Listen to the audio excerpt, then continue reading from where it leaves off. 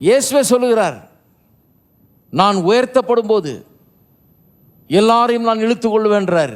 மோசே வெண்கல சர்ப்பத்தை கம்பத்தில் வச்சு உயர்த்தினது போல நானும் உயர்த்தப்படுவேன்னு தம்முடைய சிலுவை மரணத்தை பற்றி அப்படி சொல்றாரு பாருங்க. நிறைய பேருக்கு என்னன்னா, அட இயேசு சிலுவையில் மரித்தது சரி, ஆனால் அதை ஏன் சர்ப்பத்துக்கு அடையாளமாக அவரை சித்தரிக்கணும்? சர்ப்பத்துக்கு அவருக்கு என்ன சம்பந்தம் இருக்குது? சம்பந்தம் இருக்குது சில விஷயங்களில். எப்படி என்று சொன்னால், அது ஒரு சபிக்கப்பட்ட ஜந்து.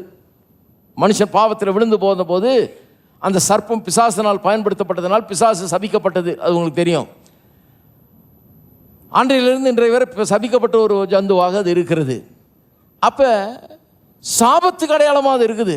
சிலுவையில் இயேசு தொங்கினார். எப்படி தொங்கினார்? நம்முடைய பாவம் சாபம் எல்லாத்தையும் சுமந்தவராய் தொங்கினார்.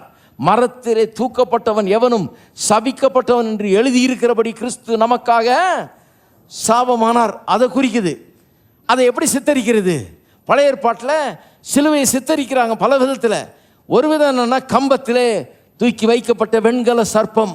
அந்த சர்ப்பத்தை பார்க்கும்போது எப்படி இயேசு நமக்காக சாபமானார்ங்கிறத அது முன்னறிவிக்கிறது, சித்தரிக்கிறது, நிழலாட்டமாக இருக்கிறது. அதற்கு சாபமானார் என்பது மட்டும் இல்லை, நம்முடைய பாவத்தை சுமந்து நமக்காக சாபமானார்ங்கிறது மட்டும் இல்லை, எப்படி பிசாசின் வல்லமை அழிக்கப்பட்டு சிலுவையின் மூலமாக பிசாசு முடமாக்கப்பட்டான் என்பதும்